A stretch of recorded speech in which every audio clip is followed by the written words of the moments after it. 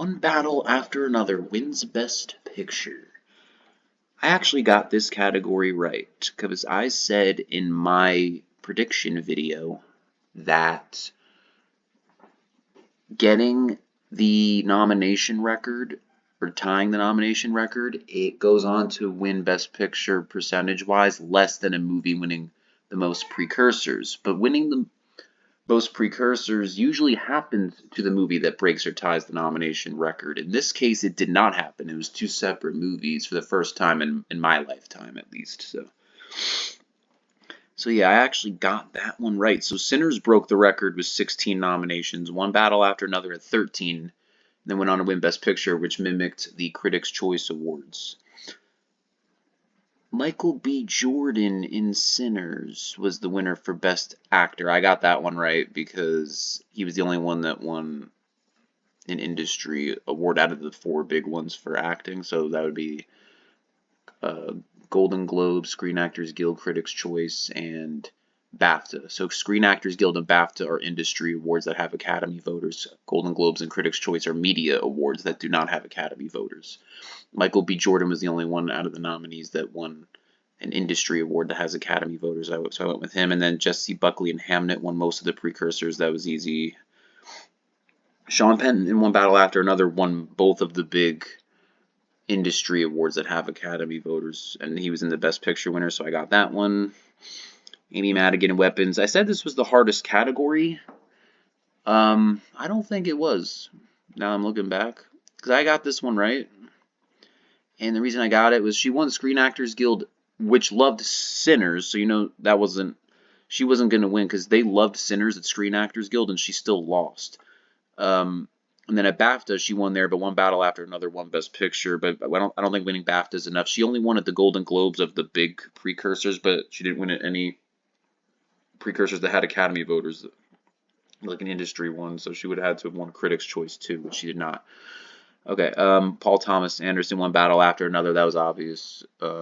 He won all the precursors, and he had never won an Oscar before. He's been making movies since the 90s. Sinners, Best Original Screenplay. That was easy. One Battle After Another, Best Adapted Screenplay. That was easy. And with the screenplay categories, yeah, they won all the precursors. But I actually mistakenly said in my last the prediction video that Writers Guild was delayed, but it actually wasn't. They had the ceremony March 8th, but I did my predictions before that.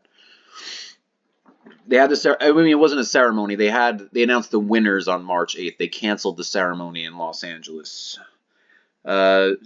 Sinners, Best Cinematography. I got that one because of the changing of aspect ratios and stuff. I thought they would like that. One Battle After Another winning editing. I actually originally early in award season thought F1 was getting this, and then I changed it because One Battle After Another won editing at BAFTA. So I changed it. Frankenstein winning art direction. I got that. Costume design. I got that. Because that type of movie was winning that at the precursors. F1 Best Sound, one of the precursors, is that type of movie. Got that one. Frankenstein Best Makeup and Hairstyling, same thing. That type of movie precursors. Okay, Sinners winning music, won all the precursors for that. This movie and the song are worldwide phenomenon. Got that one, and that won all the precursors. Avatar, Fire and Ash. James Cameron movies always win Best Visual Effects, so I got that one.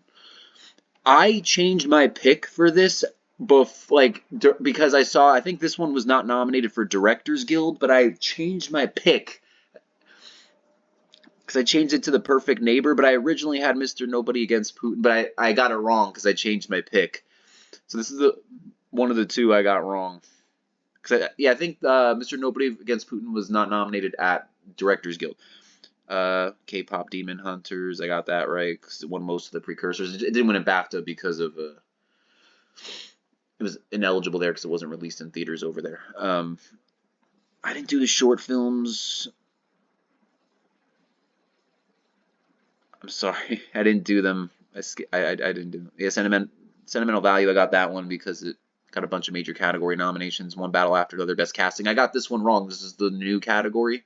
I got this wrong. I guess Sinners because it was winning it at the precursors, and there were more new cast members, or either new or hadn't seen in a while in Sinners. I didn't see any of these movies, by the way. But One Battle After Another was the Best Picture winner and won Best Casting. So I guess this is like a new major category because it's got Best Picture contenders in it.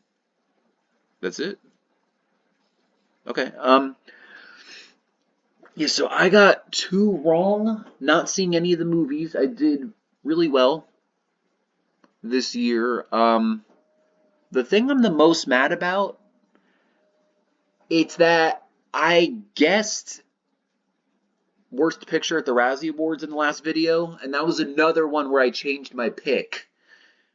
Because my original guess was War of the Worlds, which won, because it was in lead, and Snow White was not in lead. I'm guessing because of the Rachel Zegler antidepressant situation, because she was getting a lot of backlash, and she, you know, that's her getting taking antidepressants, and I think that's why she wasn't nominated. But for worst actress. But I thought like, oh, the dwarfs are in worst supporting actor, so that would be enough, but it wasn't.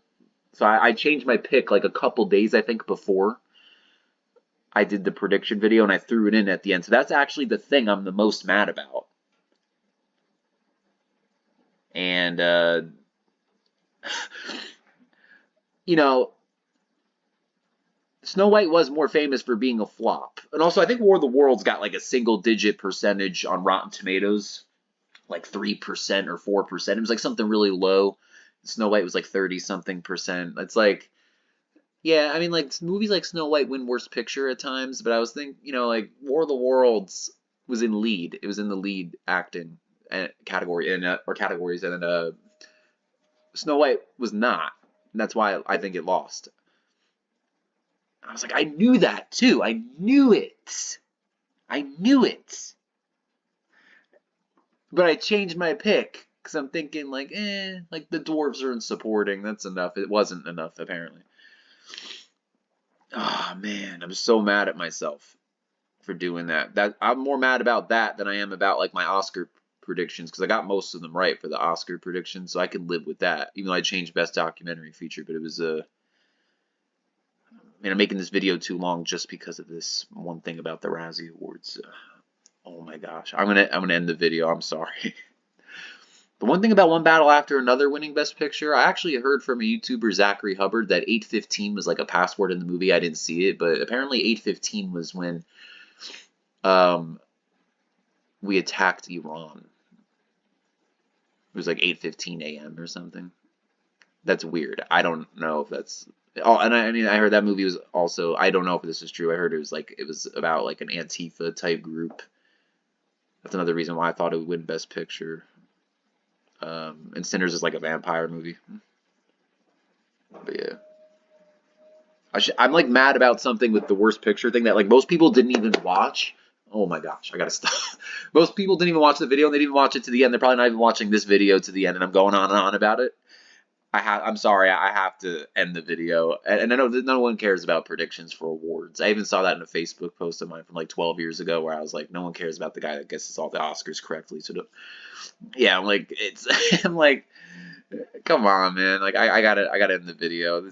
I know this is dumb, and I didn't even see the movies, but I was like, the only one I saw was Now You See Me, Now You Don't. But I gotta end the video. I'm going on and on about something that doesn't matter in life. But and sorry if you can hear any noises going on here while I'm trying to film this, or if the audio is messed up. Sorry,